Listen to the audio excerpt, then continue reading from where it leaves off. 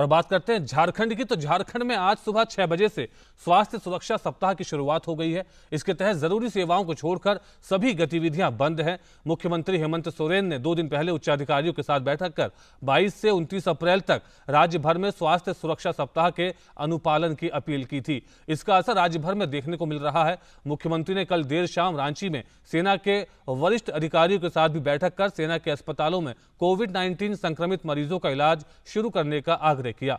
स्वास्थ्य सुरक्षा सप्ताह के दौरान आवश्यक सामग्री की दुकानों को छोड़कर अन्य सभी दुकानें बंद रहेंगी। केंद्र सरकार, राज्य सरकार तथा निजी क्षेत्र के चिन्हित कार्यालयों को छोड़ सभी कार्यालय बंद रहेंगे।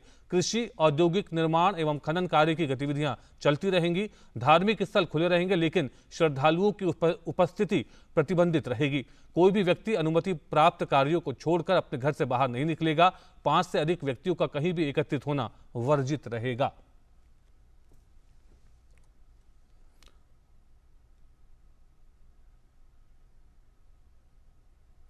और झारखंड में क्या स्थिति है, इस पर और ज्यादा जानकारी के साथ जुड़ रहे हैं हमारे संवाददाता दिवाकर रांची से।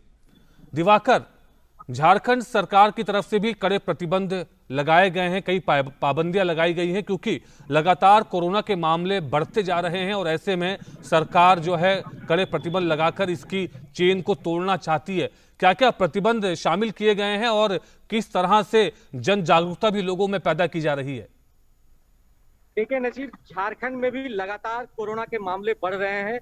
आज करीब 5000 से ज्यादा मामले पिछले 24 घंटे में निकलकर सामने आए हैं और हम देख सकते हैं कि जो आज से एक सप्ताह का जो लॉकडाउन शुरू किया गया है उसका असर राजधानी रांची की सड़कों पर, मैं सबसे व्यस्त चौराहे पर मैं इस वक्त खड़ा हूं। यहाँ पर आप देख सकते हैं मेरे पीछे की तस्वीरें, इक्का दुक्का गाड़ियां सिर्फ नजर आ रही हैं। तो एक तरह से जो कह सकते हैं कि लॉकडाउन का असर पूरी तरह से झारखंड में दिख रहा है। ज्यादातर जो दुकानें हैं, मॉल है, ये सारे सब कुछ बंद कर दिए। अति आवश्यक सेवाएं जैसे जो है अस्पताल की जो एम्बुलेंस वाहन है और दूसरे, और इवन जो राज्य सरकार के जो दफ्तर है, सचिवालय में भी 50% रोस्टर सिस्टम लागू कर दिया गया है। केंद्र सरकार के भी जो ऑफिसेज है वहां पर भी रोस्टर सिस्टम लागू किया गया है। तो तमाम तरह की प्रतिबंधें लागू की गई है और लोगों में एक तरह की कह सकते हैं कि स्वतः जागरूकता भी देखने को मिल रही है कि लोग बेवजह अब घरों से बाहर नहीं निकल रहे हैं। क्योंकि ये जो जागरूकता सप्ताह आज से शुरू किया गया है, एक तरीके का लॉकडाउन है, ये आज सुबह 6 बजे से शुरू हुआ है। लेकिन राजधानी रांची की सड़कों पर पिछले 2 दिनों से इसी तरह का आलम देखने को मिल रहा था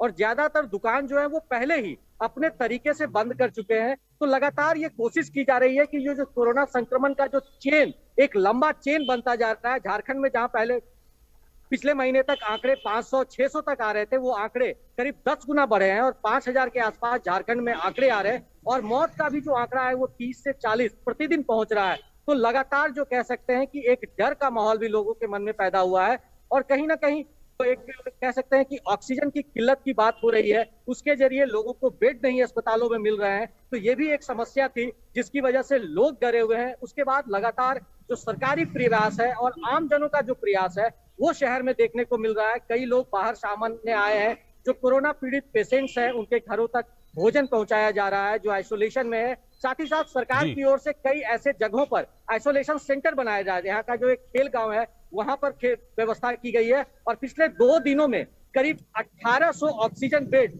नए बनाए गए हैं। साथ ही साथ आर्मी की भी मदद मांगने की गुजारिश जो है वो की गई है स्टेट गवर्नमेंट की ओर से।